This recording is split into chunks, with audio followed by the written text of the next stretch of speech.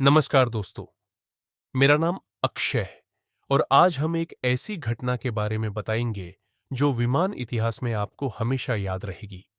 इस फ्लाइट को भूतिया नाम से भी जाना जाता है। दोस्तों, हम अक्सर ये बात सुनते हैं कि किसी न किसी इंसान ने भूत देखा, मगर एक इंसान ने भूत देखा, इस बात पर हम कभी विश्वास ही नहीं करते। जब 100 मिलकर इस बात को बोलते हैं और खुद को भी रियल में भूत दिखता है और हमसे बातें करने लगता है, तो डर के मारे पसीने निकलते हैं। ऐसा ही हुआ इन यात्रियों के साथ। ऐसा क्यों हुआ और कैसे हुआ? तो जानने के लिए इस वीडियो को आखिर तक पूरा देखना पड़ेगा। अब ये कहानी शुरू करने से पहले ऐसे ही हॉरर, हिस्टोरिकल, मिस्टीरियस कहानी सुनाने के लिए सब्सक्राइब कर दीजिए अपने इस चैनल को। तो आइए इस घटना को पूरे डिटेल में समझते हैं। दोस्तों, हम बात कर रहे हैं ईस्टर्न एयरलाइंस फ्लाइट 601 की, जो 29 दिसंबर 1972 को एक दुर्घटना की शिकार हुई थी, जो 163 यात्रियों और 13 क्रू मेंबर्स को लेकर न्यूयॉर्क से मियामी तक का सफर तय करने वाली थी। इस फ्लाइट को चला रहे थे दो अनुभवी कैप्टन जिनका नाम बीओबी था। इन्हें फ्लाइट उड़ने का कुल 29,700 घंटे का अनुभव था और इनके साथ को पायलट रॉबर्ट भी थे और फ्लाइट इंजीनियर डॉन रेपो भी अपने अनुभव के साथ फ्लाइट में मौजूद थे। यह फ्लाइट रात के ठीक 9:30 पर न्यूयॉर्क के जॉन कैनेडी एयरपोर्ट से फ्लोरिडा के मियामी एयरपोर्ट के लिए उड़ान भर देती है।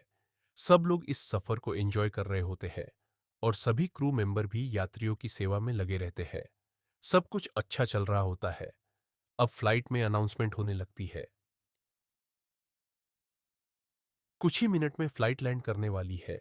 कृपया अपना अपना सीट बेल्ट बांध ले। अब फ्लोरिडा भी आ गया था।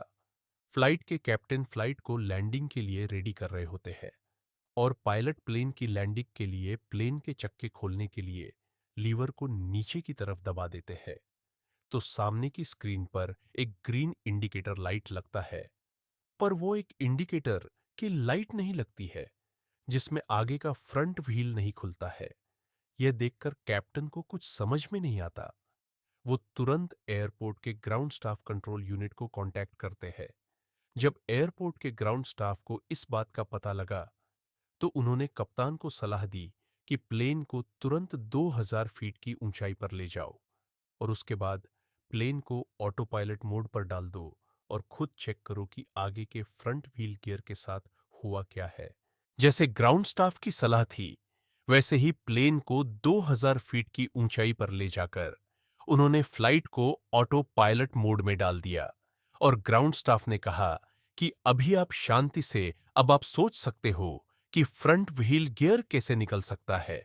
उन्होंने इसके बाद कोशिश करना चालू किया, लेकिन इसी कोशिशों के बीच में कैप्टन का जो हाथ था, वह गलती से ऑटो पायलट की लीवर पे दब गया और ऑटो पायलट मोड अब बंद हो चुका था। विमान तब तक 350 किलोमीटर प्रति घंटे की स्पीड से नीचे आना शुरू हो गया था। इस बात की भनक किसी को भी नहीं थी, लेकिन प्लेन करीब कुछ फीट की ऊंचाई पर आ गया था, जिसे देखकर कैप्टन को लगा या और नीचे गया तो कहीं टकरा जाएगा। इसीलिए वह प्लेन को डिग्री मोड़ने की कोशिश करने लगा, लेकिन यह कोशिश पूरी तरह नाकाम रही और प्लेन बड़ी बुरी तरीके से जमीन पर जा टकरा और क्रैश हो गया। प्लेन के पूरे टुकड़े टुकड़े हो गए। क्रैश में 163 यात्रियों में से 96 मारे गए, 75 लोगों को जिंदा बचाया गया और पायलट और को पायलट की जगह पर मौत हो गई। इस दुर्घटना के बाद प्लेन का मलबा एयरपोर्ट से करीब करीब 30 किलोमीटर दूर जाकर मिला। अब आप बोलोगे कि भाई कहानी तो खत्म हो गई, ना ही इसमें कोई भूत आया, ना इसने किसी की जान बचाई। तो रुको, बल्कि एक तरीके से यही से तो शुरू होती है। मतलब साल 1973 में ट्राई स्टार फ्लाइट नंबर 318 में न्यूयॉर्क से मियामी के लिए उड़ान भरी। यहाँ पर एक होस्टेस थी, वो थी मेरी। सब कुछ बढ़िया चल रहा था, लोग खा रहे थे, पी रहे थे, और फिर आया कहानी में मजा। मेरी ने कुछ खाने का सामान गर्म करने के लिए किचन में जाकर ओवन खोला और भाई ओवन के अंदर उसे देखा एक भूत का चेहरा जलता हुआ, जो होठ हिलाते बोलने की कोशिश कर रहा था। मेरी को तो खुद के ऊपर विश्वास ही नहीं हुआ।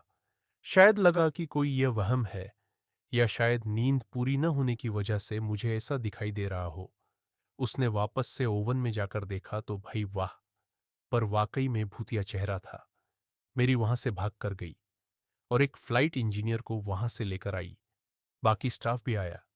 शुरू में तो ये बात सबको मजाक लगी, लेकिन जब वो मैरी के साथ किचन तक गए तो उन्होंने भी वहां वही देखा जो मैरी बोल रही थी।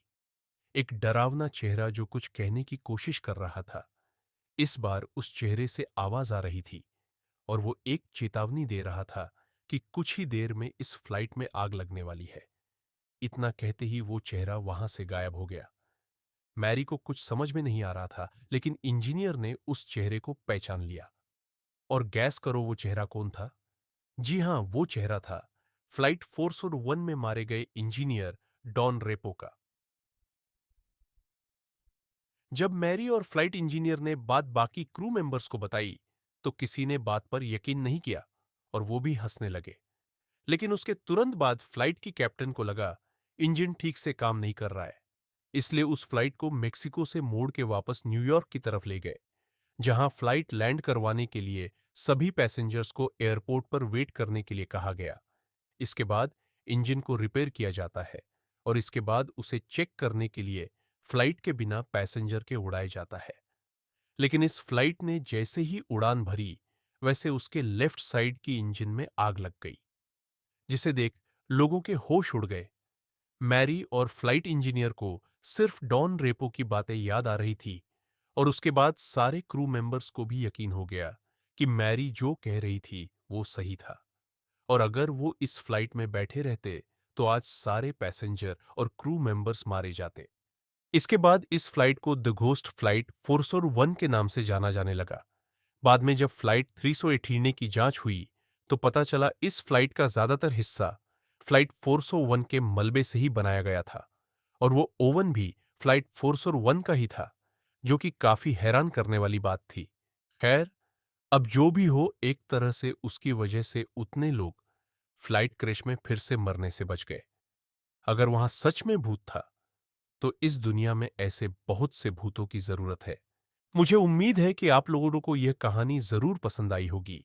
अगर आपको कहानी पसंद आई हो तो इसे लाइक करो और कमेंट करके बताएं कि आपको यह कहानी कैसी लगी, और इसे ज्यादा से ज्यादा शेयर करें और चैनल को सब्सक्राइब करके बेल आइकन को जरूर प्रेस करें ताकि आप मेरी कोई भी कहानी सबसे पहले सुन सके। मैं आपसे मिलूंगा अगली कहानी में। तब तक के लिए अपना ख्याल रखिए। शुक्रिया।